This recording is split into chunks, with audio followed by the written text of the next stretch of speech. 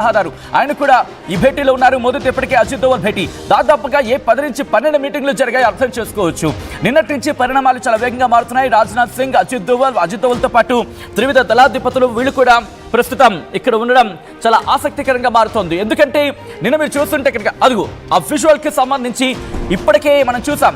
గతంలో జరిగిన ఆ విజువల్స్ కావచ్చు, ప్రస్తుత మీటింగ్ కి సంబంధించిన విజువల్స్ మీరు చూస్తున్నారు. ఇటు ప్రధాని నరేంద్ర మోదీ సరైన డెసిషన్ తీసుకోబోతున్నారు అనే అంశానికి సంబంధించి తీవ్రమైన చర్చ జరుగుతోంది. త్రివిధ దళాధిపతులు ప్రస్తుతం భేటీలో ఉన్నారు. ఇంతవరకు జరిగిన పరిణామాలు ఎటువంటి పరిణామాలు ఉన్నాయి, ఎటువంటి వాటిని లక్ష్యంగా చేసుకోవడం జరుగుతోంది. ఇటు army chief Upendra Dwivedi, navy chief admiral Dinesh Tripathi, army chief David Elvin, ఆయనతో పాటు సిడిఎస్ అనిల్ చౌహాన్ వీళ్ళందరూ కూడా ప్రస్తుతం ఈ భేటీలో పాల్గొన్నారు. చూడొచ్చు, ఒక్కొక్కరి కన్ను మీరు చూస్తే, ఒక్కొక్కరి ముఖాలను మీరు చూస్తే ఉత్కంఠ కనిపిస్తోంది. ఏదో జరిగేందుకు తీవ్రమైన ప్రణాళిక రచించబోతోంది ఇటు భారత ప్రభుత్వం. ఇన్ఫాక్ట్ ఇండియన్ ఆర్మ్డ్ ఫోర్సెస్ వాళ్ళు ఒక వ్యూహంతో వెళ్తున్నారు. ఏదో గట్టి దెబ్బ కొట్టబోతుందనే సంకేతాలు మనకి అక్కడ అర్థమవుతున్నాయి. రిమెంబర్, చాలా మంది ఒక ప్రశ్న సంధించడం జరుగుతోంది. అదేంటది ఇంత సీరియస్ మీటింగ్ అవుతున్నప్పుడు ఎందుకు వీడియో తీస్తున్నారని చెప్పి. రిమెంబర్, ఇటు పాకిస్తాన్కి సమాధానం చెప్పాలి. మన దగ్గర జరుగుతుందంటే వాళ్ళకి తెలియాలి. ఇలాంటి సందర్భంలోని సాధారణంగా మాట్లాడుకుంటారు వీడియో తీసినప్పుడు. ఎప్పుడైనా మీరు ఆలోచించండి, ఒక సీక్రెట్ మీటింగ్ జరుగుతున్నప్పుడు మీరు మధ్యలో వెళ్ళారనుకుని ఏమవుతుంది, టాపిక్ డైవర్షన్, వేరే టాపిక్ తీసుకుంటారు, వేరే టాపిక్ తీసుకొని మాట్లాడతారు. నార్మల్గా ఉంటుంది అప్పుడు కాన్వర్సేషన్. బట్ వన్స్ అది మీరు వెళ్ళిపోయిన తర్వాత ఆ టాపిక్ వేరే లెవెల్లో ఉంటుంది. సో ఇప్పుడు కూడా అదే జరుగుతోంది. ఎందుకంటే మనం ఎప్పుడు కూడా ఇక్కడ వ్యూహాత్మకంగా వెళ్తున్నాం, దౌత్యపరంగా వెళ్తున్నాం, ముప్పేట దాడి చేసే ప్రయత్నం చేస్తున్నాం. దౌత్యపరంగా, ఆర్థిక పరంగా బహుశా ఇటు ఐఎంఎఫ్, ఇంటర్నేషనల్ మానిటరీ ఫండ్ ఇచ్చిన 100 కోట్లు, $1 బిలియన్ దాన్ని చూసుకునే విర్రవీగుతున్నట్టుంది పాకిస్తాన్. ప్రస్తుతం దీన్ని చూసుకునే విర్రవీగితే కనుక కొనడానికి మందేస్తే ఉన్నడానికి ఊడిందని చందం. నీకు గుర్తుందా? ఉన్నడానికి ఊడిందని చందం. అనదర్ ఆల్ రైట్, ఇప్పుడు మీరు చూడొచ్చు పాకిస్తాన్ ఎటువంటి పరిస్థితి ఉంది అనేది. సియాల్కోట్ ఎయిర్ బేస్ నాశనం, లాహోర్ ఎయిర్ బేస్ ధ్వంసం, సర్కోదా ఎయిర్ బేస్ శ్మశానం, నూర్ ఖాన్ ఎయిర్ బేస్ నాశనం, రావల్పిండి ఎయిర్ బేస్ పూర్తిగా రక్త చరిత్ర. పంజాబ్ పూర్తిగా పాతుకుపోయింది పాకిస్తాన్కి సంబంధించి. అక్కడ పరిస్థితులు మీరు చూస్తే రోమాలు నిక్కబడుచుకుంటాయి. భారత ప్రతాపాన్ని, త్రివిధ దళాల పరాక్రమాన్ని గురించి మాట్లాడుకుంటే సగటు భారతీయుడికి గుండె ఛాతి ఇంకొక కిలోమీటర్ ముందుకు వెళ్ళిన ఆశ్చర్యపడవలసిన అసలు బహుశా ఇది అతిశయోక్తి కావచ్చేమో. అతిశయోక్తి కాదు, ఇది మన దర్జా, ఇది మన దర్పం. భారత జాతి గర్వించదగ్గ రోజులు ఇవి. అఫ్కోర్స్ చిన్న గాయాలు తగులుతున్నాయి, తప్పదు. శత్రువుని ఢీకొన్న సందర్భంలో మనం 100 కొడితే ఒక్కటైనా వచ్చే అవకాశం ఉంటుంది.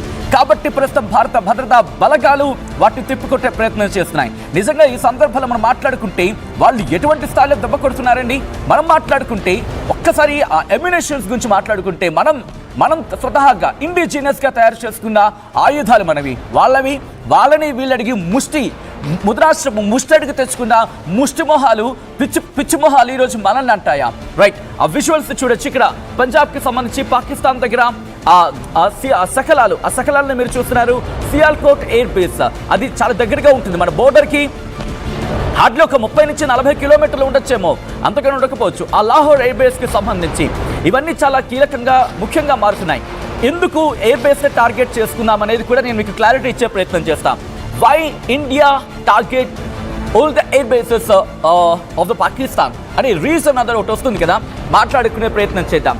సర్కోదా air base, Noor Khan air base, Rawalpindi air base, వీటిని ఎందుకు టార్గెట్ చేసుకుంటుంది అంటే కనుక ఇటు పాకిస్తాన్ పనికి మన ఆలోచన ఒకటి.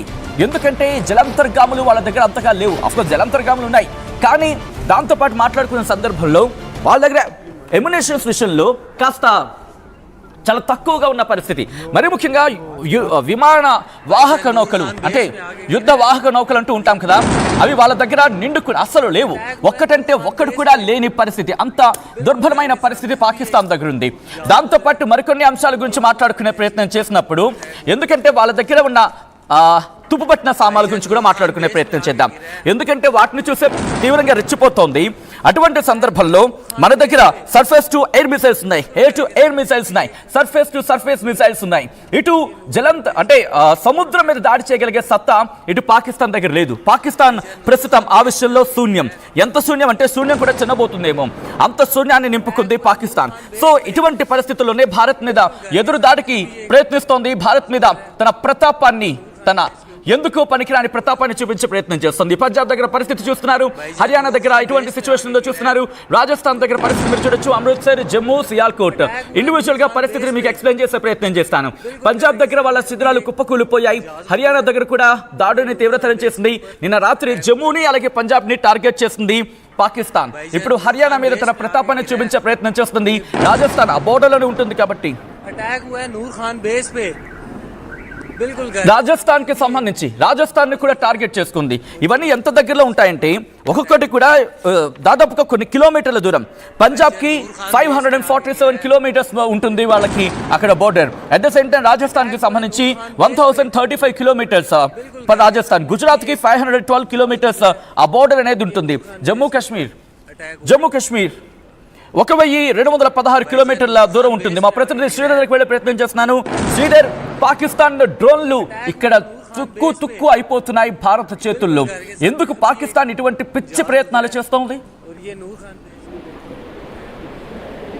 చెప్పినట్టు పాకిస్తాన్ భారత్ పైన కూడా ఒకవైపు కవ్వింపు చర్యలకు పాల్పడుతుంది అని చెప్పాలి. ఎందుకంటే ప్రధానంగా యుద్ధ సమయంలో కూడా పాకిస్తాన్ ఎక్కడ కూడా శాంతిని కోరుకోవట్లేదని చెప్పి పాకిస్తాన్ తీరును చూస్తే మాత్రం ఇందాక ఒకవైపు అటు వింగ్ కమాండర్ కూడా మాట్లాడుతూ భద్రతా సలహాదారుకు సంబంధించినటువంటి విషయాల్లో కూడా ప్రెస్ కాన్ఫరెన్స్ లో కూడా మాట్లాడుతూ పాక్ సైన్యం కూడా మొత్తం బార్డర్ కు తరలిస్తుంది, వాళ్ళు యుద్ధ వాతావరణాన్ని కోరుకుంటున్నారు. ఇది మరింత యుద్ధ వాతావరణానికి దారితీయమే కాకుండా ఉద్రిక్త పరిస్థితులు ఇంకా ఎక్కువైతాయే తప్ప తక్కువ కావు అని చెప్తుంది. మరొక పక్క ఏది పాక్ ఏ విధంగా డ్రోన్లతో అటు తెగబడినప్పటికీ కూడా అటు దాన్ని ఎదుర్కొంటుంది. భారత్ ఎప్పటికప్పుడు కూడా ఇటు చొరబాటుదారులను ఒకవైపు నియంత్రిస్తుంది, మరొక పక్క డ్రోన్లు ప్రయోగిస్తే వాటిని గగనతలంలోనే వాటిని మటాస్ చేసి ఎక్కడ కూడా ఇబ్బంది కలగకుండా కూడా వాటిని పేల్చేస్తున్నామని ఒకవైపు తెలిసినటువంటి సిచ్యువేషన్ ఉంది. ఎప్పుడైతే యుద్ధం మొదలైందో పాక్ కు సంబంధించినటువంటి డ్రోన్లు కూడా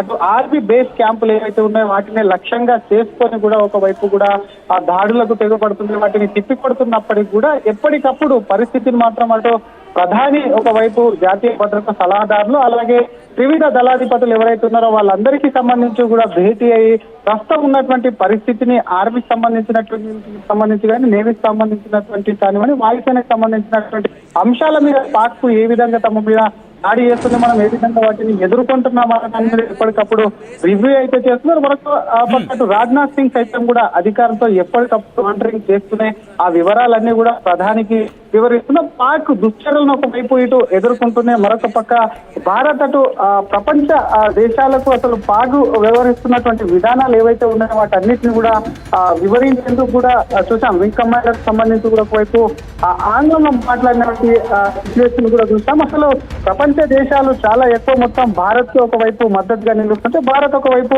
కేవలం ఎవరైతే అటు పాకిస్తానీ పౌరులను సిటిజన్ కాకుండా అటు ఉగ్ర శిబిరాలు ఏవైతే ఉన్నాయో వాటిని లక్ష్యంగా చేసుకొని దాడులు జరిపినటువంటి సిచ్యువేషన్ కావనివ్వండి, మరొక పక్క పాకిస్తాన్ కవింపు చర్యల భాగంగా డ్రోన్లతో వస్తున్నటువంటి వాటిని కానివ్వండి తిప్పికొచ్చినటువంటి వీటన్నిటిని కూడా వివరించేటువంటి ప్రయత్నం చేశారు. మరొక పక్క పాకిస్తాన్ ఇవే కాకుండా పాకిస్తాన్ ఒకవైపు ఆర్మీ బేస్ క్యాంపులు కానివ్వండి ఇతర అంశాలకు సంబంధించి మేము దాడి చేశామని అసత్య ప్రచారాలు ఏవైతే ఉన్నాయో వాటికి సంబంధించి కూడా ఒకవైపు కూడా భారత్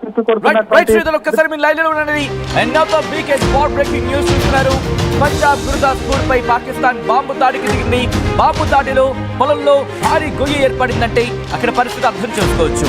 మరి ముఖ్యంగా ఇటు పంజాబ్ ని నియంత్రించి కాన్సన్ట్రేషన్ చేస్తున్న విజువల్స్ మీరు చూస్తారు.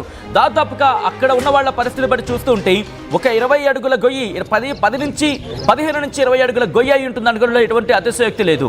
కనీసం ఒక 10 అడుగులు అయితే మాత్రం ఈజీగా ఉంటుంది. 10 నుంచి 15 అడుగుల గొయ్యి ఏర్పడిందంటే అర్థం చేసుకోండి పాకిస్తాన్ ఏ స్థాయిలో దాడి చేసే ప్రయత్నం